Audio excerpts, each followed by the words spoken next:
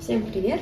Сегодня буду делать мини-композиции вот в таких коробочках, только уже на новогоднюю тематику.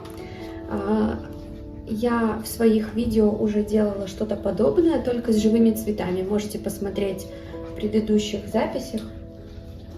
Может быть, кому-то будет полезно сделать что-то похожее на 8 марта.